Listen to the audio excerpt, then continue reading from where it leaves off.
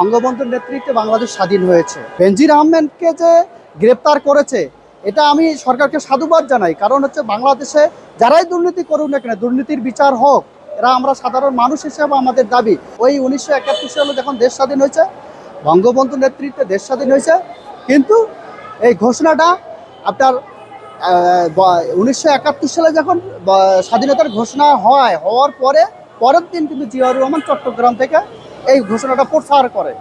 অর্থাৎ বাংলাদেশের স্বাধীনতার ঘোষক একমাত্র বঙ্গবন্ধু। নিউজের মাধ্যমে দেখেছি যে বাংলাদেশের সাবেক পুলিশ প্রধান, ওনাকে দুবাইতে গ্রেপ্তার করা হয়েছে একটা দুর্নীতি মামলায়। তো আমি এটুকু বলতে চাই আপনাদের এই নিউজের মাধ্যম দিয়ে, যে বেনজির আহমেদকে গ্রেপ্তার করাতে আমি সরকারকে অভিনন্দন জানাই। যারা বাংলাদেশ থেকে দুর্নীতি করেছে তাদের বিচার হওয়া দরকার।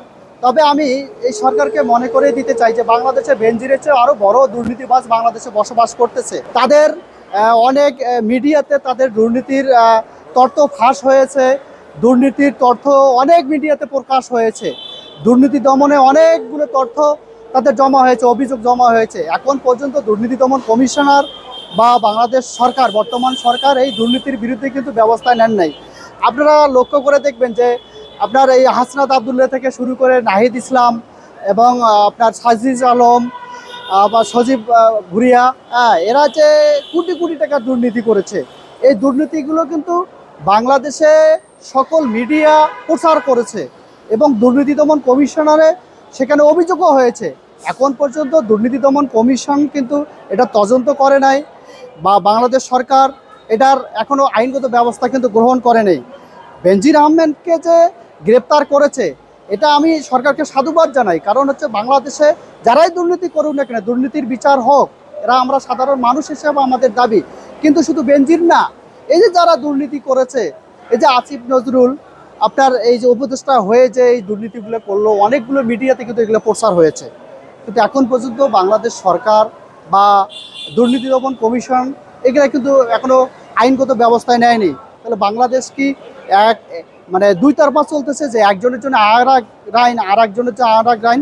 যেমন বেনজির আহমেদকে গ্রেপ্তার করা হয়েছে দুর্নীতির জন্য, ঠিক তেমনই আমি মনে করি যে যারা দুর্নীতি করেছে, এই যে কোটি কোটি টাকা 5 তারিখের পর আত্মসাৎ করেছে, দুর্নীতি করেছে, এদেরকেও গ্রেপ্তার করা উচিত এবং তাদেরকে আইনের আওতায় আনা উচিত। আমি মনে করি সরকারের কাছে আমার এই আবেদনই থাকবে। বঙ্গবন্ধুর নেতৃত্বে বাংলাদেশ স্বাধীন হয়েছে এবং বঙ্গবন্ধু কিন্তু ঘোষণা দিয়েছে স্বাধীনতার ঘোষণা, কিন্তু বঙ্গবন্ধুর নির্দেশে জিয়াউর রহমান কিন্তু এই ভাষণটা দিয়েছেন, ঘোষণাটা দিয়েছেন। যেমন 5 তারিখের পর বর্তমান যে সেনাবাহিনীর প্রধান কিন্তু ঘোষণাটা দিয়েছিলেন যে শেখ হাসিনা সরকার পদত্যাগ করে চলে গিয়েছে। ঠিক তেমনই ওই 1971 সালে যখন দেশ স্বাধীন হয়েছে, বঙ্গবন্ধুর নেতৃত্বে দেশ স্বাধীন হয়েছে, কিন্তু এই ঘোষণাটা আপনার 1971 সালে যখন স্বাধীনতার ঘোষণা হওয়ার পরের দিন কিন্তু জিয়াউর রহমান চট্টগ্রাম থেকে এই ঘোষণাটা প্রচার করে। অর্থাৎ বাংলাদেশের স্বাধীনতার ঘোষক একমাত্র বঙ্গবন্ধু। আমি তো বলেছি যে জিয়াউর রহমান তো ঘোষণা দিয়েছে পরের দিন, যেমন 5 তারিখের পর এই সেনাপ্রধান বলেছিল যে শেখ হাসিনা চলে গেছে পদত্যাগ করে, ঠিক ওই রকমই 71-এর পর বঙ্গবন্ধুর নেতৃত্বে দেশ স্বাধীন হওয়ার পর বঙ্গবন্ধু যখন ঘোষণা দিয়েছেন, ওই দিনই কিন্তু বঙ্গবন্ধু হাজতে চলে গেছেন। তার অনুপস্থিতিতে জিয়াউর রহমান তার বক্তব্যটা প্রচার করেছেন, জিয়াউর রহমানও ঘোষণা দিয়েছেন।